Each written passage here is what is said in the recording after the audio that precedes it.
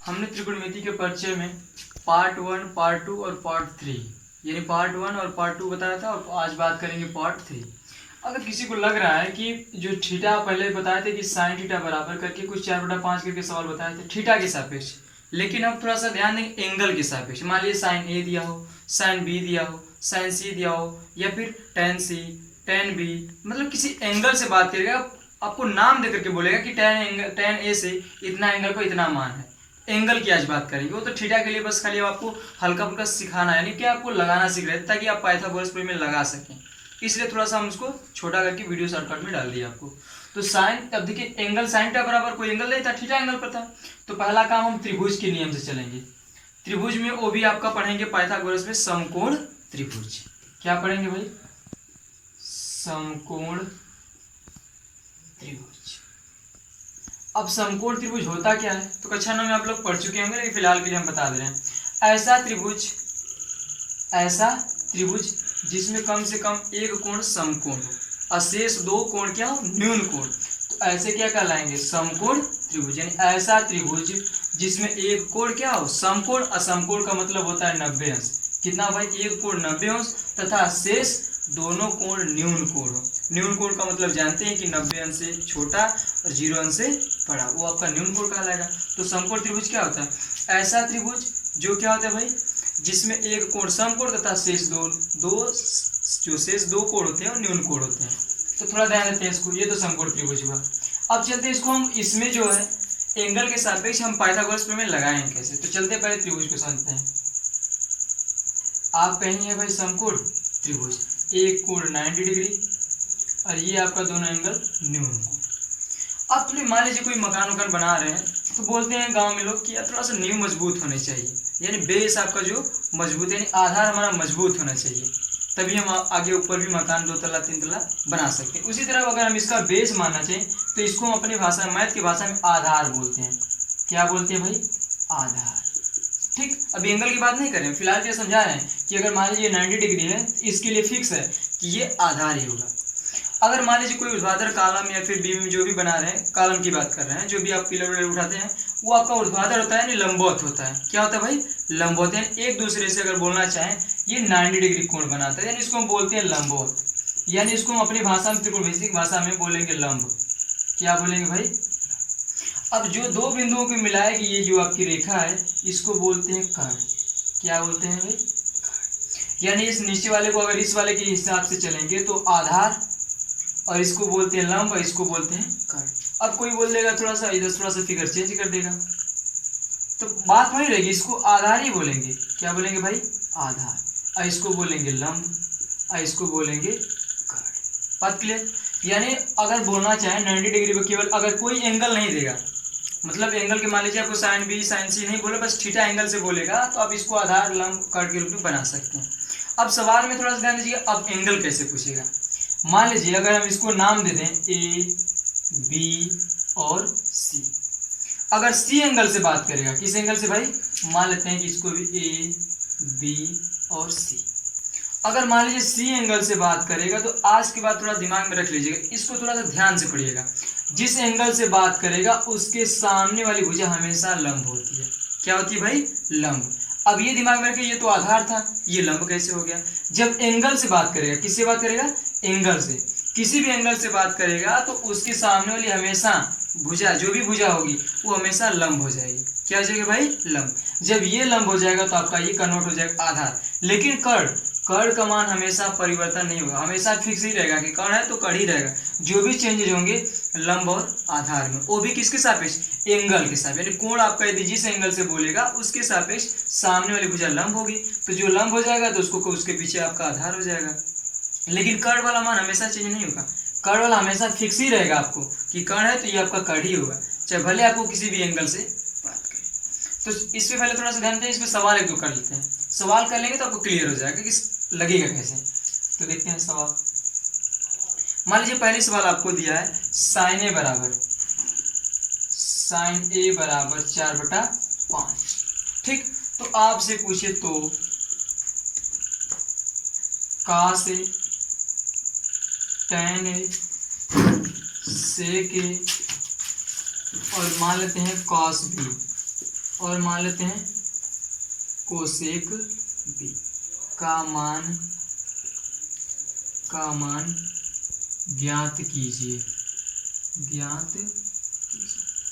अभी तक हम पिछली वीडियो में जो बात किए थे, जो डिस्क्रिप्शन आपको इस वीडियो के बाद नेक्स्ट डिस्क्रिप्शन में आपको दे दिया जाएगा। यानी आपको साइन ए बराबर 4/5, यहाँ पर एक ही स्थान में आपको थीटा एंगल था, तो थोड़ा सा हम उसमें इसलिए हम आपको नहीं बताएं एंगल वाला, इसलिए क्योंकि आपको पाइथागोरस प्रमेय लगाना आ जाए। जब पाइथागोरस प्रमेय यूज कर लेंगे तो आपको किसी भी एंगल से देगा, आपको क्लियर हो जाएगा। इसीलिए हम थोड़ा सा एंगल वाले वीडियो को नहीं बनाए। अब इसमें आपको रखेंगे एंगल के सापेक्ष, यानी आपका एंगल जो है ए एंगल से बात कर रहे हैं, साइन ए बराबर 4/5, तो कास ए tan ए सेक ए कॉस बी कोसेक बी का मान ज्ञात कीजिए। अब पहला काम जानते हैं, साइन ए बराबर 4/5। तो पहला काम बोले ना कि हमेशा त्रिकोणमिति में आपको लंब आधार खंड की बात करेगा, तो लाल बटे कक्का को हमेशा दिमाग में रखेंगे। लाल बटे कक्का जब बात जो भी होगा आपको बार बार हम आपको ये बोलते रहेंगे कि लाल बटे कक्का होता क्या है। तो पहले वाले को बोलते हैं साइन, दूसरे वाले को बोलते हैं कास, तीसरे वाले को बोलते हैं टैन, और जो लास्ट से पहला होता है इसको बोलते हैं क्या, कोसेक, इसको बोलते हैं सेक, और इसको बोलते हैं काट। तो साइन ए बराबर, अब ए की नहीं बात करें, फिलहाल में हम साइन थीटा की बात करें कि साइन थीटा बराबर होता क्या है, लंब बटा के काट, लंब बटा के काट। अब थोड़ा देखें, साइन थीटा बराबर लंब का मान 4 और कर्ण का मान 5, तो यानी लंब कर्ण का मान दिया नहीं, हमको किसका मान, आधार का मान चाहिए। तो पहला काम आधार का मान निकालें, क्योंकि इसमें जरूरत है, cos थीटा बराबर होता है आधार बटा कर्ण, उसे tan थीटा बराबर लंब बटा आधार, यानी कहीं ना कहीं हमें आधार की जरूरत है। तो इससे पहले हम क्या कर लें, पाइथागोरस प्रमेय यूज करके क्या निकाल लें, आधार।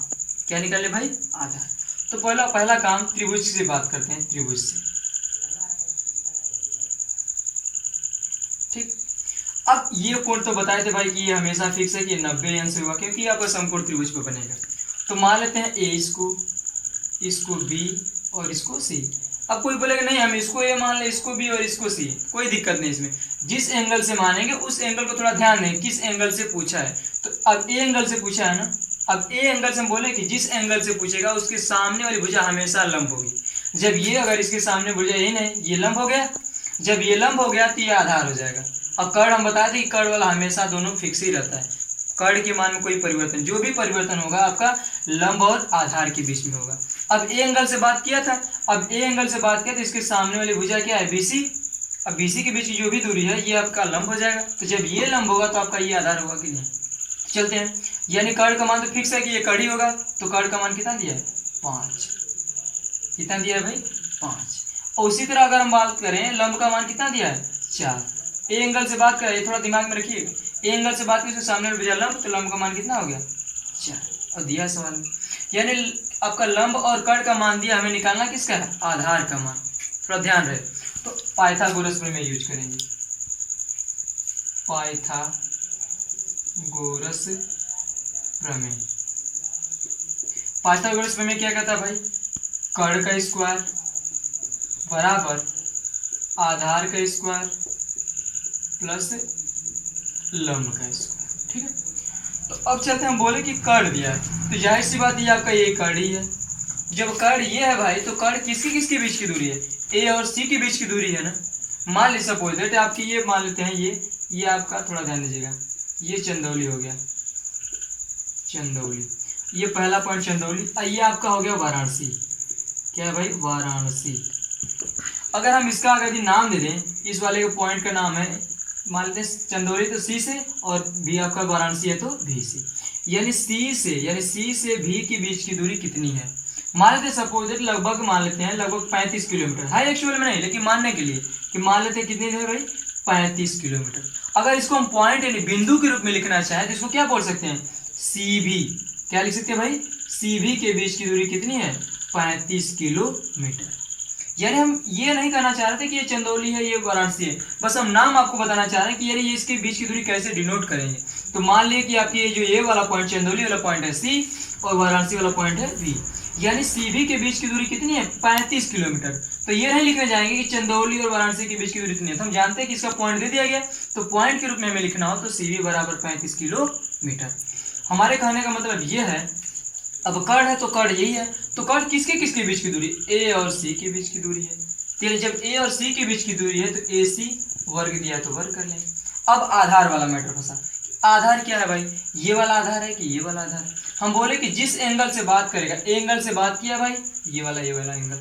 अब इसके सामने वाली भुजा, कोई भी किसी भी एंगल से बात करें, उसके सामने वाली भुजा हमेशा लंबवत होगी। तो इसके सामने भुजा BC है भाई, तो ये लंबवत हो गया ना, यानी लंब हो गया। क्या हो गया भाई, लंब। यानी जब ये लंब हो गया तो ये हम बोले कि जब ये लंब हो गया तो आधार कन्वर्ट हो जाएगा। तो आधार आपका ये, तो आधार के बीच की दूरी कितनी है, AB है। क्या भाई, AB।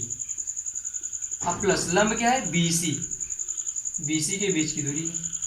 यानी कर्ण की स्क्वायर AC का स्क्वायर बराबर AB का स्क्वायर प्लस BC का स्क्वायर। अब थोड़ा ध्यान देते हैं कि A और C के बीच की दूरी का मान कितना दिया है, 5। तो 5 का स्क्वायर कर दिए बराबर AB, A से लेकर के बीच की दूरी हमें निकालना है, यानी इसी को आधार हम बोल रहे थे, आधार को निकालना है, यानी AB के बीच की दूरी। और BC क्या है भाई, लंब, और लंब का मान है BC कितना दिया, 4। AB को पहले उसी तरह लिख लेते हैं, BC का मान 4, तो 4 का वर्ग कर दिए। अब चलते हैं थोड़ा आगे।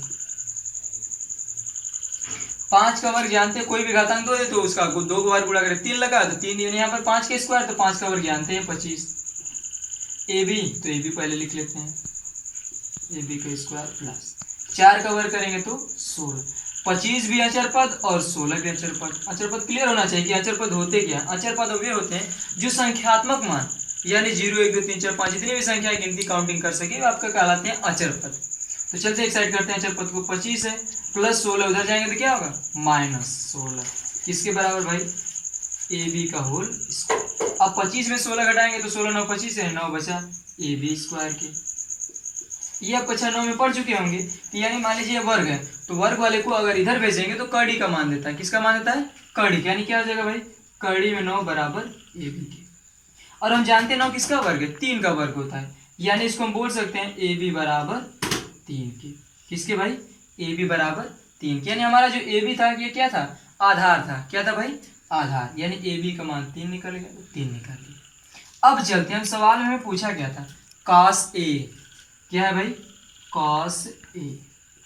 पहला काम cos A एंगल से देखने से पहले हम जानते हैं cos थीटा बराबर क्या होता है, आधार बटा कर्ण, यानी आधार बटा कर्ण होता है। लेकिन किस एंगल से बात किया, ए एंगल से। हम बोले कि जिस एंगल से बात करें तो उसके सामने वाली भुजा हमेशा लंबवत होती है। तो जब ये लंब हो गया तो हम जानते हैं कि cos थीटा बराबर क्या होता है, आधार बटा कर्ण। जब ये लंब हो गया तो आधार ये होगा, तो आधार का मान कितना है, AB।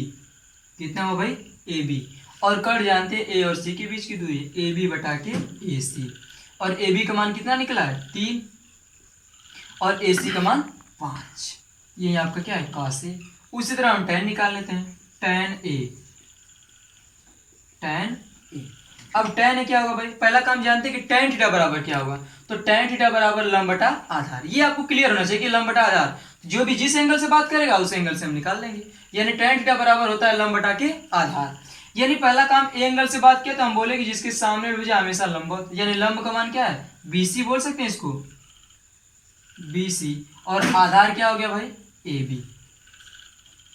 यानी BC का मान कितना है, 4, और AB का मान 3, यानी tan A बराबर 4 बटा 3।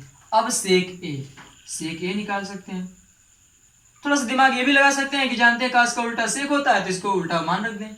लेकिन दिमाग लगाना चाहें तो सेक थीटा बराबर क्या होगा आपका, आधार बटा जो भी आपका कर्ण बटा आधार।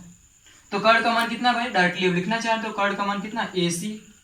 और आधार क्या है भाई, एंगल से बात किया लंब हो गया तो आधार आपका AB हो गया, AB। AC का मान कितना हो गया भाई, 5, और AB का मान देख लीजिए उधर 3। यानी cos से tan से के निकाल ली। अब cos B क्या पूछा है भाई, cos B। अब ध्यान देंगे, अब यहाँ पर ए एंगल से बात किया था, लेकिन यहाँ पर cos B पूछ दिया, यानी B एंगल की बात कर रहे हैं। किस एंगल की, तो B एंगल से बात करें तो घबराने की जरूरत नहीं है। फिलहाल के लिए हम जानते हैं cos थीटा बराबर क्या होता है, आधार बटा कर्ण। बस आपका सेम फार्मूला वही रहेगा, लेकिन एंगल बदलेगा, और जिस एंगल से बात करें उस एंगल को पकड़ लेंगे। ये आपका B एंगल। तो ये नहीं कहने जाएंगे कि B एंगल के लिए ये लंब हो गया, ये विलंब हो गया, तो ये आधार, ऐसा नहीं। इसके लिए हम बोले थे कि 90 डिग्री के लिए जब पूछेगा B एंगल यहाँ पर पड़ गया तो ये आपका फिक्स है कि ये आधार ही होगा और ये लंब ही होगा, जब इस एंगल से बात करेगा तब के लिए। तो cos B बराबर पहला काम, जब cos B बराबर बोले तो बोले ना ये आधार होता है, यानी आधार यानी AB, क्योंकि जानते हैं cos थीटा बराबर आधार बटा कर्ण होता है, यहाँ से लाल बटे कक्का के हिसाब से। यानी AB आधार हुआ, कर्ण आपका AC, AB बटा के AC। AB का मान कितना है भाई, 3, और AC का मान कितना है, 5, 3 बटा 5। अब यहाँ पर cos A और cos B का मान दोनों सेम ही है, उससे घबराने की जरूरत नहीं, बस फिलहाल में जो सवाल है उसी के हिसाब से चलेंगे, जिस एंगल से बात करेगा तब के लिए। अगला नंबर क्या है भाई, कोसेक बी। Cosec B. अब कोसेक बी एंगल से बात किया, हम बोले कि इसके लिए फिक्स है कि ये आपका ये आधार होगा, ये लंब होगा, ये कर्ण होगा। बी एंगल से बात किया है तो जानते हैं कोसेक थीटा बराबर क्या होता है, कर्ण बटा के लंब, यानी कर्ण का मान कितना है AC, और लंब का मान क्या हो जाएगा भाई, ये या तो आधार है, लंब आपका BC हो गया, यानी AC बटा के BC। अब AC का मान कितना निकला है भाई, AC का मान 5, AC का मान कितना है भाई 5, और BC का मान कितना है 4। फाइनल, यानी cos A tan A sec A cos B cosec B, और ये फाइनल आपका ये निकल गया। अब अगर मान लीजिए बाई चांस अगले वीडियो में आपको जो भी एंगल होगा BCD जो भी हो, जिस एंगल से पूछेगा और त्रिभुज की सहायता से यूज करेंगे। ABC दिया तो ABC अगर मान लीजिए आपको बोल देगा कि त्रिभुज पे QR में B समकोण है, या फिर बोल देगा कि Q समकोण है, या जिस एंगल को समकोण बोलेगा उसको अगले वीडियो में हम बात करें। फिलहाल के लिए आज के लिए